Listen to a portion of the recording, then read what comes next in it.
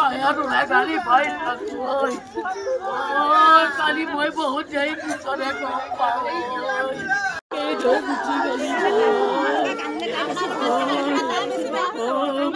চাব ছোৱালীজনীকে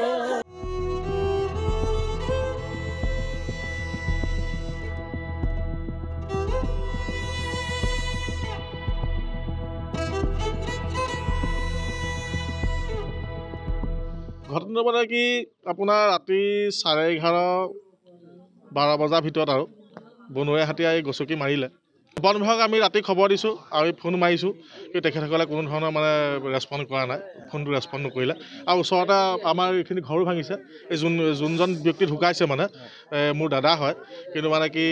আৰু আমাৰ মামা আছে ঘৰৰ ওচৰতে মামাৰ ভঁৰাল ঘৰৰ পৰা ধৰি গোটেই ভাঙিছে হাতী ওলাইছে হাতী যে চিঞৰ বাখৰ যেতিয়া হৈছে মানে আৰু হাতী ওলাই চিঞৰ বাখৰ ৰাইজে কৰিছে তেতিয়া মানে বন বিভাগক মানে ফোন মাৰিছোঁ ফোন মাৰোঁতে মানে কি হয় কি তেখেতসকলে ৰিচিভ কৰা নাই আৰু মানে কি আৰু কেইবাজনো কৰিছে এনে গম পোৱা মতে আৰু কেইবাজনো তেখেতসকলে ফোন কৰিছে কিন্তু কি ৰিচিভ কৰা নাই তাৰপিছতে আৰু হাতীয়ে ঘৰ দুৱাৰ ভাঙিছে কিবা কৰিছে ধৰক মানুহে খেদোতে মেলোতে আৰু ধৰক সেয়া ঘটনা হৈছে নহয় আৰু এজন ব্যক্তি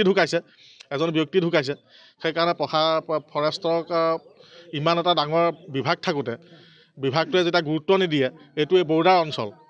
ইয়াত হাতী ওলায়ে থাকে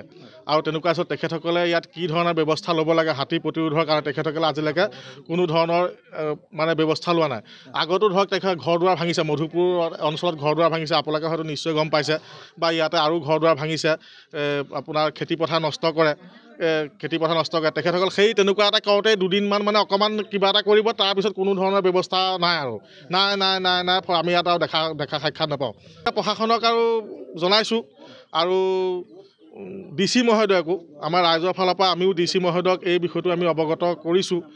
অনুৰোধ কৰিছোঁ তেখেতে যাতে এই অঞ্চলটোৰ খাতিৰত এই অঞ্চলটোৰ মানে বুজ লৈ কেনেকৈ কি ব্যৱস্থা কৰিব পাৰে তেখেতক আমি অনুৰোধ জনাইছোঁ ইয়াত ইমান ডেইলি হাতী আহি অ'ত ঘৰ ভাঙে ত'ত ঘৰ ভাঙে অ'ত মানে কল খায় ত'ত কল খায় মানুহৰ বিপদত মানে বাহিৰলৈ ওলাই যাবলৈ ভয় মানুহ ইঘৰ পৰা সিঘৰলৈ কিবা এটা বিপদ হ'লে ওলাই যাবলৈ ভয় ইমানবিলাক কথা জনাৰ পিছতো প্ৰশাসনক এই এবাৰ দুবাৰ নহয় কতবাৰ জনোৱা হৈছে তাৰ ভিতৰতো তেওঁলোকে কোনো আহি আজিলৈকে দিয়াত হেৰি কৰে নাই ফৰেষ্ট ডিপাৰ্টমেণ্টৰ ডেইলি হেৰিয়া কোৱাৰী গাড়ী ধৰিবলৈ ফৰেষ্টৰ মানুহ আহে কি এইবিলাক কথা ক'লে মানে তেওঁলোকে গুৰুত্ব নিদিয়ে টকা লাগে তেওঁলোকক অকল টকা বুটলিবলৈ আহে